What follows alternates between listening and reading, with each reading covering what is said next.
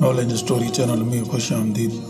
ایک گاؤں میں غریب حجام رہا کرتا تھا جو ایک درخت کے نیچے کرسی لگا کے لوگوں کی حجامت کرتا۔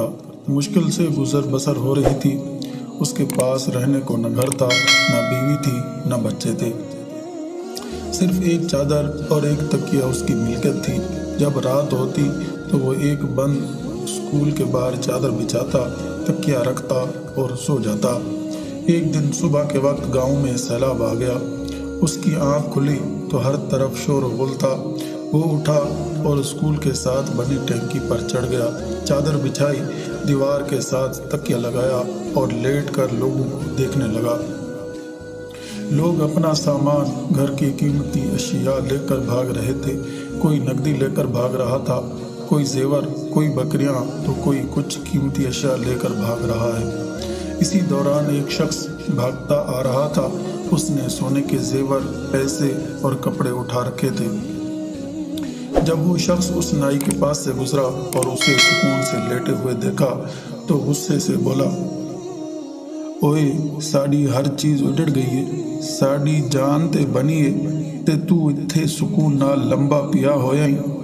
یہ سن کر نائی بولا، لالے اجیتا غریب ہون دی چس آئی ہے۔ جب میں نے یہ کہانی سنی تو ہنس پڑا، مگر پھر ایک خیال آیا کہ شاید روز محشر کا منظر بھی کچھ ایسا ہی ہوگا۔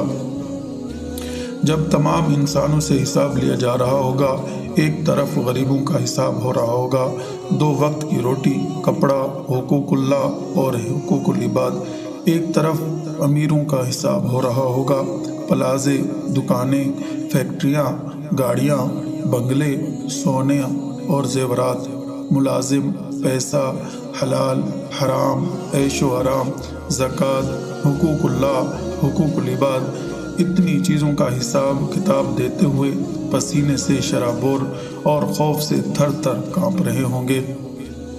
تب شاید اسی نائی کی طرح غریب ان امیروں کو دیکھ رہے ہوں گے، چہرے پر ایک عجیب سا سکون، اور شاید دل ہی دل میں کہہ رہے ہوں گے، اج تے غریب ہون دی چس آئی ہے۔